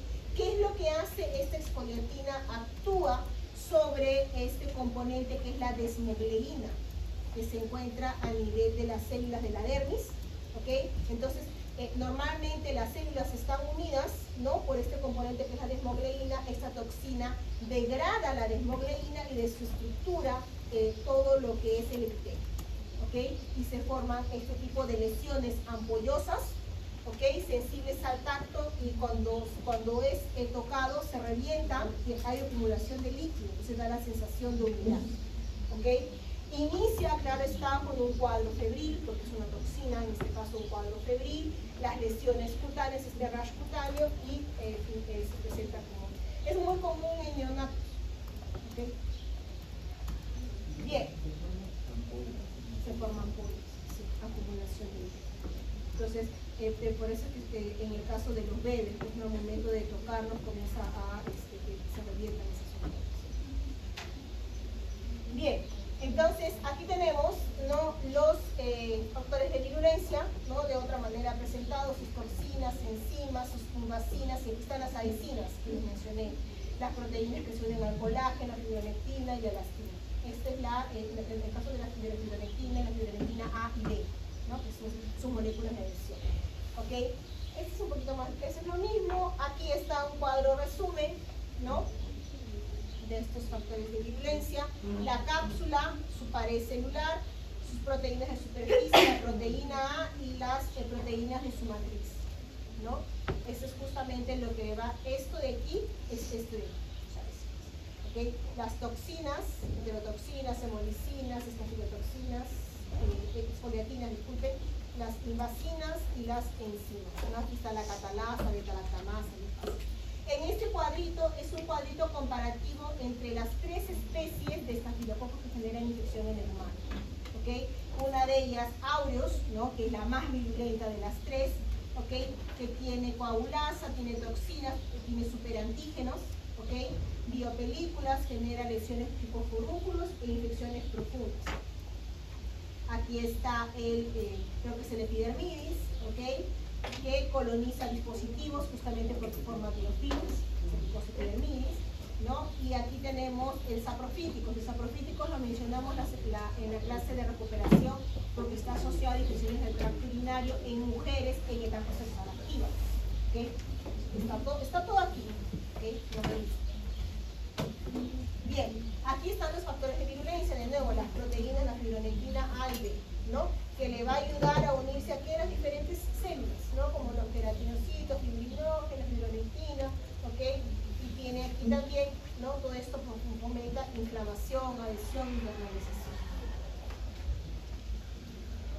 Y aquí tenemos al Staphylococcus aureus capaz de generar abscesos, ¿no? Cuando ingresa, ¿no?, y es capaz de inducir adipogénesis, ¿no? Estimula a los adipocitos, estos aumentan de tamaño, proliferan y producen catelicidina, lo que les mencioné anteriormente. ¿Okay? Y con esta catelicidina ayuda a minimizar la infección por Staphylococcus aureus. Lamentablemente, bacterias como Staphylococcus aureus generan biofilms y esto los hace resistentes a múltiples medicamentos. ¿Okay? Bien, bueno, esto es un poco más de las características de esta bacteria. Y aquí las patologías, pues lo que hemos mencionado: furunculosis, foliculitis, impétigo, ¿okay?, síndrome de piel escaldada, ¿okay?, aquí los abscesos que pueden presentarse. Aquí está un cuadro de celulitis, ¿no?, porque el Staphylococcus aureus también genera celulitis, pero en menor porcentaje. Quien genera mayor porcentaje para infección por celulitis es Streptococcus pyogenes, ¿okay? pero no se puede descartar como agente causal. ¿Okay? Cuando hablamos de cuadros de celulitis, es esta inflamación a nivel de tejidos más profundos, ¿no? Y en este caso puede darse en las extremidades superiores e inferiores. ¿Okay? Ahora, un factor de riesgo muy importante es cuando el pacientito tiene alguna alteración a nivel vascular, problemas en la circulación. Por ejemplo, pacientes que se presentan dentro de su historia con cuadro de varices. ¿Okay? Un paciente que llega, ¿no? También adulto mayor con cuadro de varices, con un cuadro que ustedes sospechan que es celulitis, requiere ser internado, porque es un factor de riesgo importante. ¿Okay? Recuerden que bacterias como Staphylococcus aureus generan bacteriemia, entonces puede entrar al torrente sanguíneo y generar. ¿Okay? Entonces por eso se maneja intrahospitalario. Ahora, y aquí tenemos, ¿no?, el síndrome de choque tóxico. Esto aquí relacionado a esa toxina que es la TSCT1, la toxina estafilocócica, el superantígeno. ¿Okay? Entonces, aquí también se inicia con un cuadro febril, ¿okay? Comienzan a aparecer erupciones cutáneas, ¿okay? Ampollosas, ¿okay? Y después se dan las manifestaciones, justamente se visualizan aquí, ¿no? Fiebre alta, vómitos, cuadro de diarrea, puede ser, erupciones cutáneas, descamación a nivel de la piel, ¿ok? Y después vamos a lo que es la hipotensión y la muerte del paciente. Ahora, ¿por qué se visualiza aquí este cuadro, por ejemplo, en mujeres? Está asociado a un porcentaje por el uso de tampones prolongados. ¿Okay? Recordemos que la mujer, parte de su microbiota en la vagina puede ser el Staphylococcus aureus, y si hay alguna lesión a nivel de la vagina que permite el contacto de la toxina estafilocócica con el torrente sanguíneo, este se puede diseminar. ¿Okay? Entonces es un factor que se toma en cuenta. Hasta más o menos el 30% se puede dar en mujeres por el uso de tampones. Y esto está asociado por la microbiota, ¿no? Porque sabemos que dentro de esta microbiota puede estar estafilococos. ¿Okay? Entonces, aquí vemos, ¿no?, estas enfermedades que hemos mencionado, ¿ok? Puede ser celulitis, infecciones por quemaduras, a pesar que por quemaduras el mayor índice es pseudomonas, ¿no? Pero también puede ser estafilococos. Él está en todas, pues no las evidentemente, este amigo está metido en todas. Entonces, las traumáticas postquirúrgicas, justamente por eso es que es agente causal de osteomelitis. ¿Okay? También está asociado a cuadro de itus, ¿no? Urosepsis, puede darse por un Staphylococcus aureus, por endocarditis, ¿no? Cuando se encuentran en dispositivos médicos, ¿okay? Recuerden que forman biofilms, ¿okay? Por catéter, ¿no? Prótesis bacteriana. Ahora, recuerden que si hablamos de una ITU originada por bacterias como Staphylococcus aureus o por bacterias como Pseudomonas aeruginosa, las pruebas de laboratorio son diferentes. ¿Okay? Recuerden que normalmente para una ITU baja se hace una prueba de nitritos. ¿Qué se evalúa en nitritos? Se lo han visto en laboratorio. Se convierte de nitrato a nitrito. Ok, se convierte en nitrato en nitrito. ¿Por qué? ¿Por qué? ¿Qué es lo que sucede ahí? ¿Qué hay? ¿Qué es lo que tienen esas bacterias como las enterobacterias que convierten el nitrato en nitrito? ¿Cómo? Tienen una enzima. Nitrato. La nitrato reductasa. ¿Ok? Transforma nitrato en nitrito. Pero bacterias como Staphylococcus aureus, como Pseudomonas o como Mycobacterium no lo tienen. Entonces te puede dar un falso negativo. ¿Okay?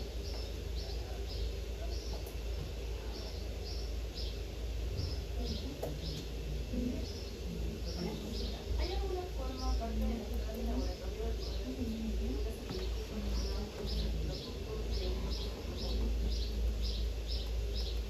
No.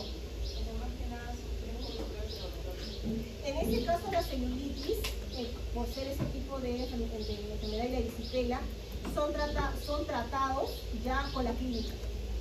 No esperas hacer una prueba de laboratorio, ¿okay? Por el riesgo que implica. ¿Okay? Entonces, más que nada ves el tipo de lesión, las características, de repente el paciente puede llegar con cuadro febril o solamente es algo local, ¿no?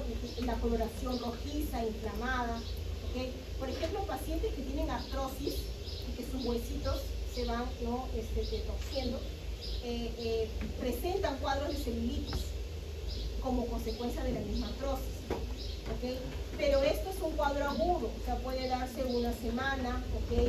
Se le puede tratar con remedios para el dolor, no necesariamente antibióticos, porque no es algo infeccioso, es como consecuencia de su enfermedad. ¿Okay? Ahora, el riesgo es cuando se tiene más tiempo o el paciente, normalmente en este tipo de celulitis originada por artrosis, la lesión es local, el paciente no tiene fiebre sistémica. ¿Okay? Es diferente cuando tú evalúas un paciente que tiene fiebre, cuadro febril. ¿Okay? Ahí ya también tienen que tomar en cuenta, ¿no? Hay un riesgo. El riesgo es tomarse en cuenta, por ejemplo, generalmente artrosis en pacientes adultos mayores. Entonces, la edad es un factor que tiene que tomar en cuenta. ¿Okay? Si tiene alguna comorbilidad previa, de repente es diabética, de repente tiene insuficiencia renal, problemas en el riñón. Entonces, son varios detalles que tienes que ayudar a asociar, ¿no? Si tiene artrosis, por ejemplo, y solamente evalúas la inflamación local en la articulación de las dos manitos, por ejemplo, en la mano, ¿no? Tiene esta inflamación en una de ellas, es una característica. No tiene fiebre sistémica. Le tocas, obviamente está rojizo, está amarillento, hay aumento de temperatura, pero es local, entonces. ¿Okay? Es un manejo diferente, así tienes otras características.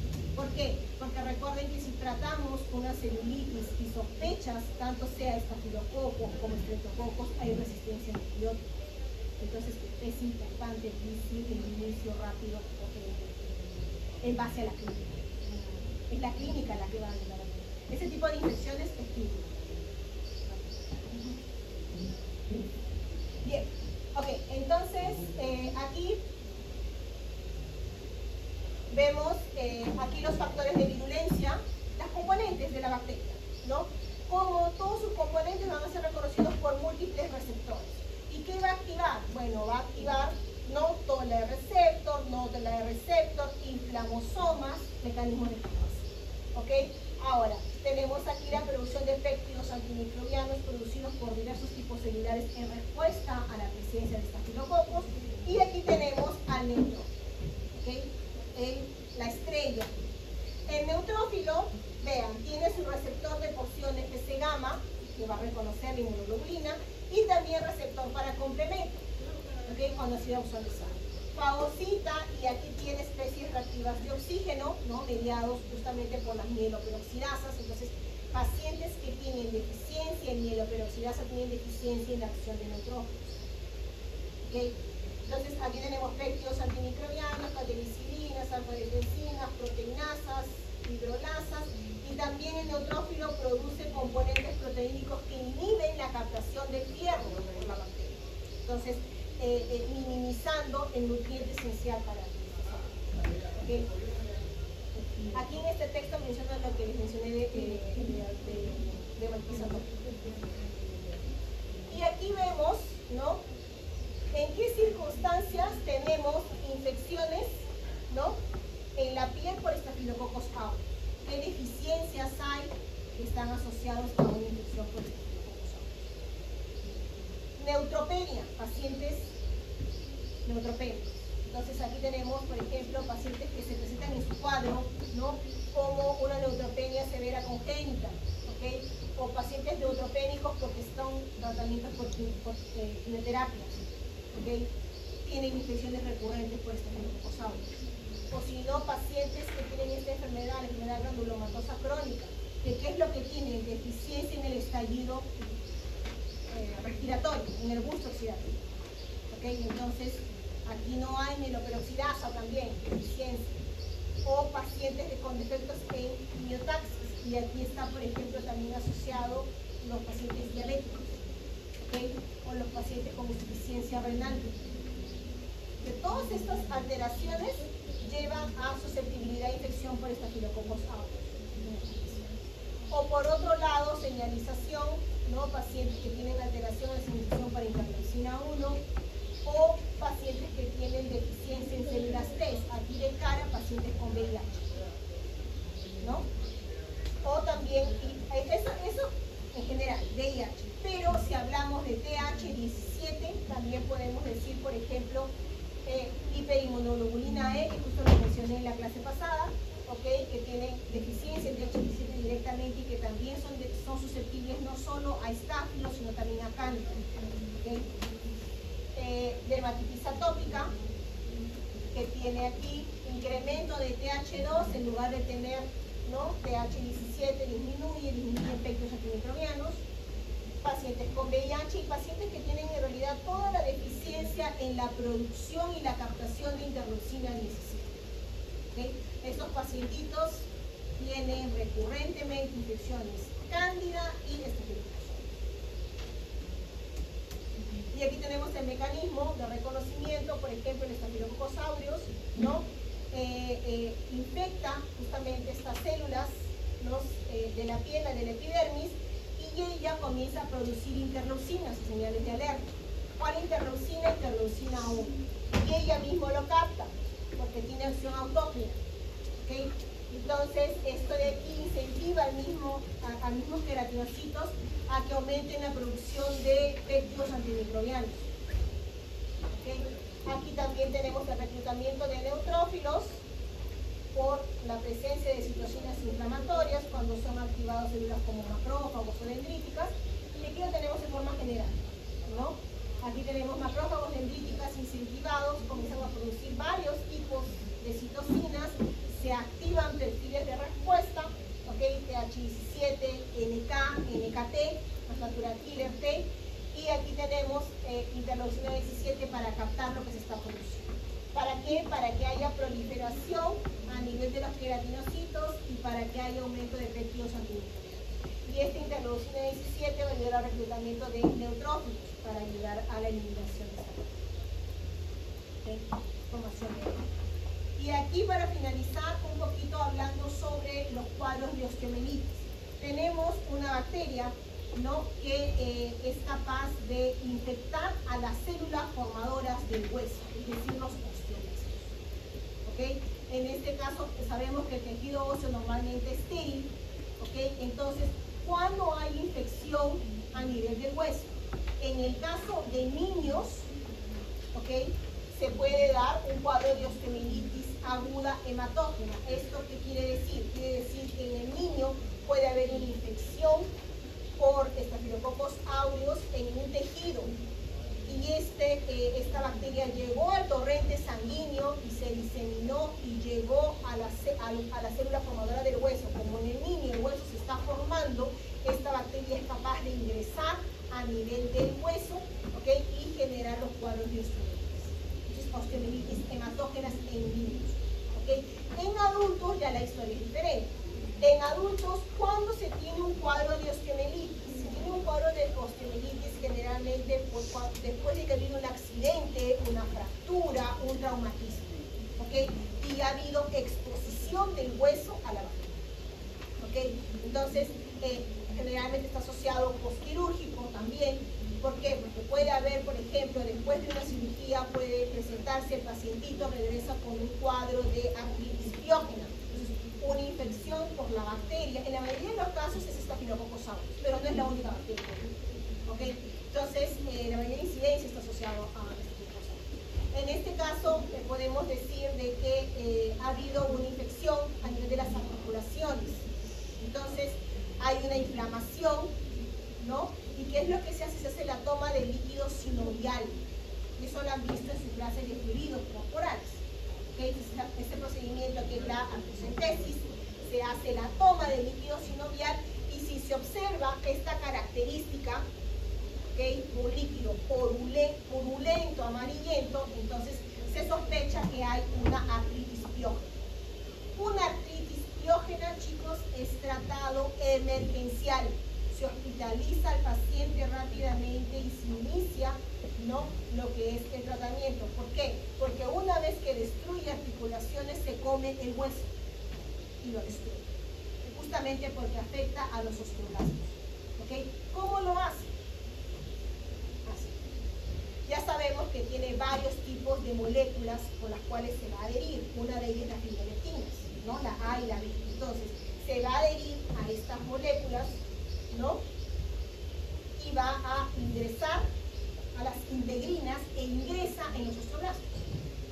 Ingresa, ¿no? Puede ser por este mecanismo o por endocitosis o porque es reconocido por receptores tipo TOL o receptores tipo TNF. Tiene varias moléculas para ser reconocido. En cualquiera de esos casos, la bacteria ingresa a los osteoblastos y va a inducir producción de citocinas inflamatorias. Interleucina 1, TNF, tenemos interferones también. Entonces, aquí tenemos activación de las mapiquinasas que terminan resultando en la activación del NF-κB. Entonces tenemos translocación al núcleo, prointerleucina 1 beta, prointerleucina 8, prointerleucina 10. ¿Ok? ¿Esto cómo se activa? Porque también va a activar caspasas. Entonces aquí activa inflamosoma. Para activar inflamosoma va a activar estas citocinas que estábamos suponiendo. ¿Ok? Entonces, aquí también una de las características de esta bacteria es que ingresa por esta vacuola endocítica y se escapa de la vacuola endocítica, como pueden ver aquí. Y esta estructura que está aquí, SCB, son variantes de la bacteria. ¿Qué es lo que hace? La bacteria tiene la capacidad de alterar su antígeno. Entonces, al alterar su antígeno, el sistema inmune no consigue reconocerlo.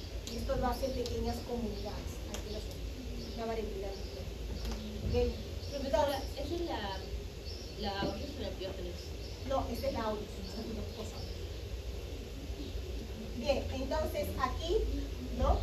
Activó todas las citocinas inflamatorias, ¿no? Interleucina 12, interleucina 6. Tengo un perfil inflamatorio con características de TH1, ¿no es cierto? Interleucina 12, interleucina 6. Tengo componentes quimiotácticos que atraen polimorfonucleares, células granulocíticas. Se producen componentes como YMCCF y YCCF para derivar células granulocíticas a macrófagos, ¿no? Para promover presentación, fagocitosis, ¿ok? Y tengo también aumento de moléculas como MH2, complejo de expresión particular de tipo 2, ¿para qué? Para que haya presentación de antígenos, ¿ok? Entonces, aquí yo tengo perfil TH1 productor de interferona, ¿ok? ¿Cuál es el problema? El problema es que tengo una bacteria que induce mecanismos de muerte en la célula que está infectando. ¿Qué mecanismos de muerte? Necrosis y apoptosis. ¿Ok? Entonces, este mecanismo de necrosis es favorecido por sus modulinas. Las PSM, las modulinas tóxicas, va a ingresar, ¿no? En forma de vacuola y va a promover la necrosis y destrucción de los osteoblastos. ¿Ok? Y por otro lado, induce mecanismos mediados por apoptosis de tipo, es mediado por caspasas aquí de forma intrínseca y extrínseca. ¿Qué quiere decir? Por ejemplo aquí, la bacteria ingresa al osteoblasto, ¿ok? Y va a activar mecanismos que van a mediar la producción de esta citocina, que es la citocina 3, que es un factor necrótico asociado a muerte. ¿Okay? Más o menos es su nombre. Entonces, aquí este tren se va a asociar a estos receptores, DR4 y DR5, que son receptores de muerte. Entonces, al asociarse a estos receptores va a activar caspasa 8. Esta caspasa 8 va a activar caspasa 3 y que es lo que lleva a apoptosis de forma extrínseca, mediado por una molécula externa.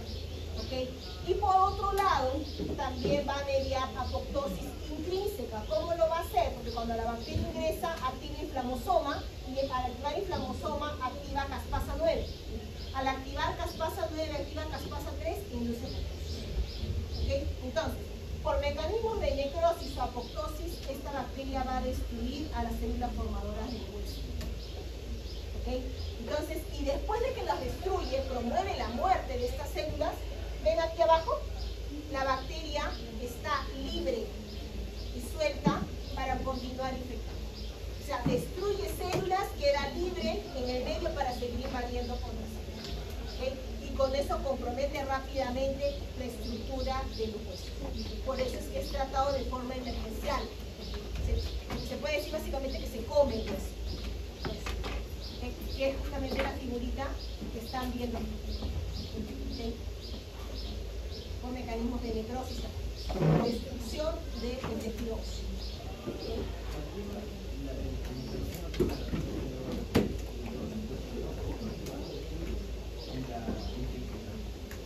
En la intrínseca se activa el inflamosoma, ¿okay? Parte de la activación del inflamosoma está mediado por caspasa 9. Entonces la caspasa 9 activa caspasa 3 y aquí leucocitosis. La caspasa 9. Bien, eso sería todo. Y aquí tenemos, no tengo. Ajá, por la toxina. La toxina destruye la célula. Bien, entonces tengo aquí, vean, paciente mujer de 4 años de edad que acude a una guardería regularmente, acude a consulta por presentar fiebre, malestar y múltiples lesiones de color amarillentas en el rostro con bordes irregulares y rojos.